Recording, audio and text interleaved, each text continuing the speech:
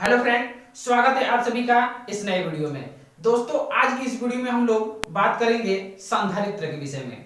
इसके पिछले वाले वीडियो में हम लोग संधारित्र के प्रकार जाने थे, उसके फार्मूले के जो है प्रूफ हम लोग कर चुके थे। अब उन्हीं प्रकारों को इस वीडियो में हम लोग बारी से पढ़ने का प्रयास करेंगे, जिसमें सबसे पहला हम लोग का जो टॉपिक दिया गया है, आप देख सकते हैं बोर्ड पे लिखा गया है पैरेलल प्लेट कैपेसिटर, यानी कि समांतर प्लेट संधारित्र। तो दोस्तों, समांतर प्लेट संधारित्र कैसा होता है, इसको कैसे प्रूफ किया जाता है, इसकी बनावट कैसी होती है, आखिर इसमें हमें क्या क्या चीज पढ़नी है, उसके बारे में फुल डिटेल्स जानते हैं। तो चलिए वीडियो को शुरू करते हैं।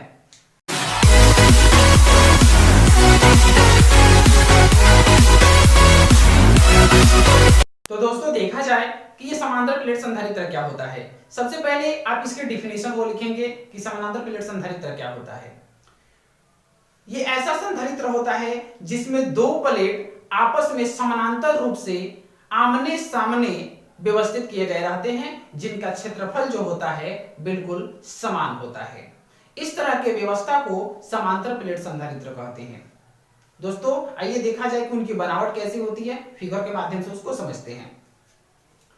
देखेंगे आप, इनकी बनावट में हम ऐसे समझा देते हैं, आपको अच्छे से समझ में आ जाएगा।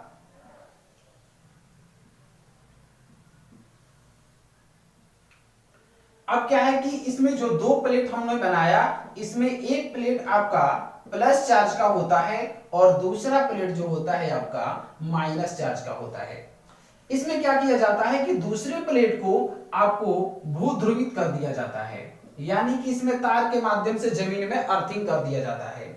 और पहले वाले प्लेट को क्या किया जाता है कि आपको किसी बैटरी के धन या ऋण ध्रुव से जोड़ दिया जाता है। ये बात आपको भली भांति हम पिछले वाले वीडियो में बताए भी थे। और इनके बीच की दूरी को हम लोग d से सूचित करते हैं, जिसे आप एडजस्ट कर सकते हैं। और इनके बीच का जो माध्यम होता है, आपको पता ही है, परावैद्युतांक या हवा जो है वो आपका निश्चित रूप से होता है। अब इनके फिगर के माध्यम से हम जानते हैं क्या जानते हैं, तो देख सकते हैं आप, फिगर आप देख रहे हैं, हम आपको डिफिनीशन में बोले भी हैं कि इनका क्षेत्रफल जो होगा समान होगा। क्षेत्रफल जैसे कि ये क्षेत्रफल है मान लेते हैं, तो दोनों का क्षेत्रफल क्या होगा जी, यही होगा। दोनों क्षेत्रफल आपका समान हो गया। फिगर के माध्यम से हम लोग क्या जानते हैं, इसे आप भली भांति पढ़े हैं, और नहीं पढ़े हैं तो आप याद रखिए कि हम आपको तीव्रता के लिए बताए कि सिग्मा बाई एप्सिलॉन नॉट होता है, यानी कि E बराबर सिग्मा बाई एप्सिलॉन नॉट। इसको हम लोग मान लेंगे इक्वेशन फर्स्ट। पुनः एक बार और बात करते हैं कि E बराबर में क्या होता है। तो E बराबर में एक और फॉर्मूला आप लोग पढ़े होंगे पिछले वीडियो में, पिछले अध्यायों में, जिसका नाम है आपका E बराबर V बाई डी, यानी कि यहां विद्युत तीव्रता है, V आपका विभव है, और आपका D जो है यहां बीच का एडजस्टमेंट है, दूरी है। अब मान लीजिए कि यहाँ कुछ नहीं है तो 1 है, तो हम क्रॉस मल्टीप्लाई करें तो V का अगर वैल्यू निकालते हैं तो V बराबर में हम लोग को मिल जाएगा ED। क्या मिल जाएगा, यहां लिखते हैं V बराबर में मिल जाएगा ED। इसे मान लेते हैं इक्वेशन सेकंड। चलिए, इक्वेशन सेकंड हम मान लिए। अब हम यहां बात करते हैं समीकरण 1 से। समीकरण 1 में देखिएगा V बराबर E, तो यहां E आपको आ चुका है V बराबर में ED, तो E बराबर में कितना वैल्यू है आपका, sigma by epsilon not. Value वहां रख दीजिए, E का वैल्यू कितना है, तो रखिए सिग्मा बाई एप्सिलॉन नॉट, और इनटू D है तो D, यानी कि V बराबर हम लोग को मिल चुका है sigma by epsilon not into D। इसे मान लीजिएगा इक्वेशन नंबर 3। अब यहां हम बात करेंगे धारिता सूत्र से। धारिता सूत्र आप लोग को हम बताए थे, धारिता बहुत भली भांति आपको निकालना सिखाए हैं, और साथ साथ में उसका फार्मूला सिद्ध किए थे, साथ साथ में आपको बहुत सारे न्यूमेरिकल्स भी बताए थे। आप नहीं देखे तो पीछे वाला वीडियो अवश्य देखिए, तभी आपको मतलब कि आपको ये अच्छे से समझ में आएगा। देखिए, तो C बराबर में हम लोग फार्मूला पढ़े थे Q बाई V। क्या पढ़े थे, Q बाई V, यानी कि आपका यहाँ पे C को हम लोग बोलते हैं धारिता, Q आपका आवेश, V आपका विभव, यानी कि धारिता बराबर में आवेश बटा विभव हम लोग पढ़ चुके हैं।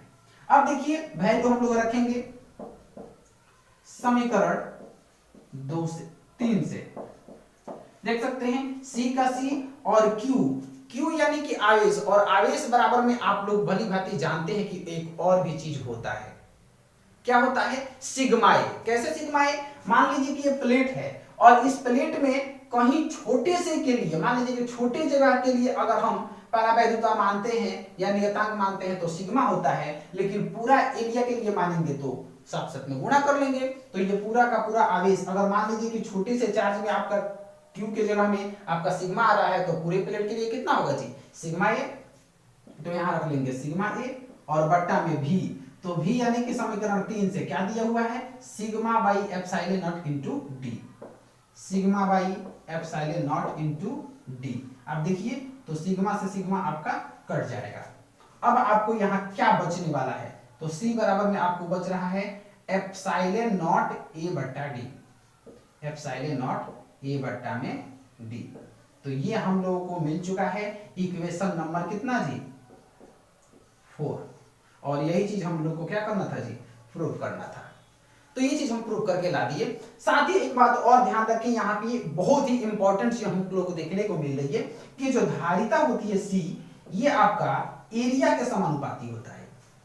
यहाँ जो देख रहे हैं धारिता C, यह एरिया के समानुपाती होता है। समानुपाती कहने का अर्थ क्या है जी, कि अगर धारिता बढ़ेगा तो एरिया भी आपको क्या होगा जी, बढ़ेगा। अगर आपका धारिता घटेगा तो एरिया भी आपका क्या होगा जी, घटेगा। परंतु दूसरी कंडीशन में अगर हम बात करें, यही जो आपका धारिता C होता है वह D के व्युत्क्रमानुपाती होता है, यानी कि 1/D हो जाता है। यहां ध्यान रखिए, अब इस कंडीशन में क्या होगा कि अगर धारिता बढ़ेगा तो यहां D का वैल्यू क्या होगा जी, घटेगा, और अगर C का वैल्यू आपका घटेगा तो D का वैल्यू क्या हो जाएगा जी, बढ़ेगा। तो इस तरह से आप देखिए कि हम लोग के सामने जो ये समानांतर प्लेट संधारित्र था, इसका हम लोग फार्मूला सिद्ध करके लाया, C बराबर में sigma by epsilon not, sorry epsilon not into A बट्टा D। इसके बाद हम लोग को इसमें कुछ टर्म्स कंडीशन जानना है, केस जानना है। आइए उन केस को भी जानते हैं। देखिएगा हम लोग के सामने केस क्या है कि यदि दोनों प्लेटों के बीच माध्यम की वैद्युशीलता Q हो, तो हम लोग अभी 2 प्लेट लिए थे ना जी, और दोनों प्लेटों के बीच अगर माध्यम की वैद्युशीलता कितना मान लिए, K मान लिए, कांस्टेंट वैल्यू K मान लिए, तब क्या होगा, धारिता का फार्मूला C डैश इसको मान लेते हैं क्योंकि इसके पीछे वाले वैसे ही मान जाते हैं। C बराबर में अभी आपका फार्मूला निकल करके आया था epsilon not into A by D। ध्यान रखें कि इतना वैल्यू आया था, अब हमारे पास वैद्युशीलता K है तो इसको हम क्या करेंगे, K से मल्टीप्लाई कर लेते हैं। जैसे कि हम आपको समझाए कि एक गो कलम का दाम 2 रुपया है तो 5 गो कलम का दाम कितना हो जाएगा, तो गुणा कर लेते हैं ना जी। तो उसी प्रकार यहां भी गुणा कर लेंगे। अब देखिए यहां समीकरण 4 से, समीकरण 4 से बात कर लेते हैं हम लोग। तो यहां C डैश और बराबर में यहां देखिएगा समीकरण 4 में आप लोग को निकल करके आया था C बराबर एप्सिलॉन नॉट इनटू A बट्टा D। तो यहां C का वैल्यू रख लेंगे, तो यहां हो जाएगा C और इनटू में हो जाएगा K। अगर मान लीजिए कि हम वैद्युशीलता K पढ़ गए ना जी, तो K का अगर वैल्यू निकालें तो कितना हो जाएगा, K बराबर में वैल्यू हो जाएगा C डैश बट्टा C। अर्थात अब आप एक बात यहां निष्कर्ष पे पहुंच रहे हैं कि देखिए कि यदि दोनों प्लेटों के बीच अगर माध्यम की वैद्युताशीलता अगर हम लोग K मान लेते हैं तो इस K की वैल्यू आपको जैसे कि क्या मिल रहा है, देखिएगा यानी कि C डैश का मतलब होगा यहाँ पे धारिता और यहाँ भी धारिता, यानी कि जो परिवर्तित धारिता होगी उसकी धारिता का अनुपात में होगा पहले वाला धारिता। ये पहले वाला धारिता हो गया और ये परिवर्तित धारिता होगा। इसी प्रकार एक दूसरा हमारे पास केस दिया गया है कि यौगिक परावैधुता वाले समांतर प्लेट संधारित्र, यहां समांतर देखिएगा। तो यौगिक परावैधुता का मतलब क्या आप समझ रहे हैं, जैसे कि 1-2 प्लेट नहीं, बहुत सारा प्लेट हो, बहुत सारा प्लेट, जैसे कि हम आपको फिगर के माध्यम से समझाते हैं। यहां मान लीजिए प्लेट ऐसे दिया गया हो, सबसे लास्ट वाले प्लेट को भूद्रित कर दिया जाए और इधर वाले प्लेट को क्या किया जाए जी, आपको सेल से जोड़ दिया जाए। अब क्या है कि मान लीजिए कि इनके बीच की दूरी को यहाँ T1, T2, T3, T4 ऐसे करके दिया गया हो, बीच का माध्यम जो दिया गया है K1, K2, K3, K4, K5 दिया गया हो, तब इसकी धारिता क्या होगी, टोटल की धारिता अगर इस तरह पूछा जाए तो क्या आप लिखेंगे। तो इस तरह की मतलब कि यौगिक वाले के लिए धारिता आप क्या लिखेंगे, देखिएगा यहीं से आपको स्पष्ट क्लियर हो जाएगा। यहां आप देख सकते हैं कि C बराबर में आपको मिला था एप्सिलॉन नॉट इनटू A बटा D।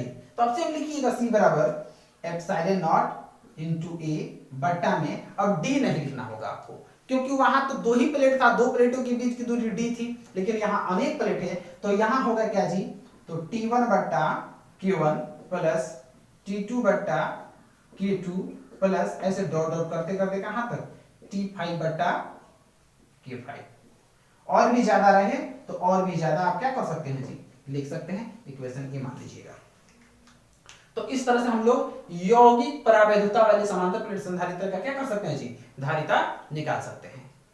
तो यौगिक परावैधुता वाले हम लोग जान लिए, समांतर प्लेट संधारित्र जान लिए। अब इसी समांतर प्लेट संधारित्र को हम लोग एक न्यूमेरिकल्स भी जान ले कि न्यूमेरिकल्स कैसे बनाया जाता है। आइए देखा जाए कि न्यूमेरिकल्स क्या है। देखिएगा हम लोग के सामने एक न्यूमेरिकल्स दिया गया है कि यदि समांतर प्लेट संधारित्र के प्रत्येक प्लेट का क्षेत्रफल 2 मीटर स्क्वायर हो, यानी कि जो दो प्लेट रहता है उनमें सभी प्लेटों का, एक एक प्लेट का, यानी कि पहला प्लेट या दूसरा प्लेट दोनों का क्षेत्रफल दिया गया है 2 मीटर स्क्वायर, तथा उनके बीच की दूरी 8.85 × 10⁻⁴ मीटर, जो बीच का डिस्टेंस हो रहा है, डी का वैल्यू दिया गया है। तो उस समांतर प्लेट संधारित्र की धारिता निकालें, यानी कि हमें धारिता निकालनी है। जो भी वैल्यू दिया गया है पहले उसे लिख लेते हैं। पहले क्षेत्रफल दिया गया है यानी कि ए का वैल्यू, सॉल्यूशन अगर हमको करना है तो पहले वैल्यू रख देते हैं, थोड़ा आसान हो जाता है।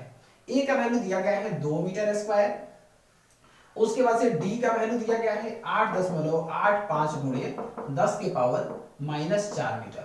हमें निकालनी है सी, और सी का फार्मूला हमें पता है epsilon not into A by D. ध्यान रखिए इसी पर हमें बनाना है, क्योंकि ये आपका समांतर प्लेट संधारित्र वाला फार्मूला है।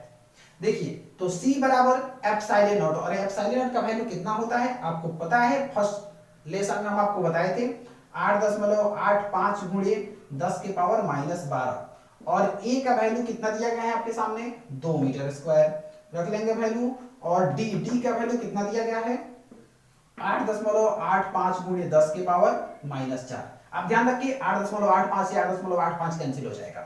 अब आपके सामने क्या बचा, तो ऊपर बचा हुआ है, यहाँ पे देख सकते हैं 2 × 10⁻⁻12, और नीचे 10⁻⁻4 है। जब ये ऊपर चला जाएगा तो × 10⁻+4 हो जाएगा। ध्यान रखिए C बराबर, अब यहाँ आपको 2 तो रहेगा, यहाँ देखिएगा ये माइनस में और ये प्लस में, तो प्लस माइनस माइनस हो जाएगा, घट जाएगा, यानी कि आपका C बराबर वैल्यू मिलेगा 2 × 10⁻12 में से 4 चला जाएगा, कितना बचेगा 8, यानी कि माइनस में 8, 10⁻−8। और ये हम जो चीज निकाले हैं ये धारिता है ना, तो धारिता का मात्रक होता है फैराडे, यानी कि हमारे पास निकल करके आया धारिता बराबर 2 × 10⁻−8 फैराडे। दोस्तों आशा करता हूं कि अब तक जो भी मैंने बताया आपको अच्छे से समझ में आया होगा। अगर आपको अच्छे से समझ में आया हो तो वीडियो को लाइक कर दें, अगर चैनल पर पहली बार है तो चैनल को अवश्य सब्सक्राइब कर दें, और पहले से अगर आप इस चैनल पर देख रहे हैं तो आप इस पर बने रहें, देखते रहें, इसका लाभ लें। हम लोग मिलते हैं इसके बाद नेक्स्ट वीडियो में, तब तक के लिए धन्यवाद।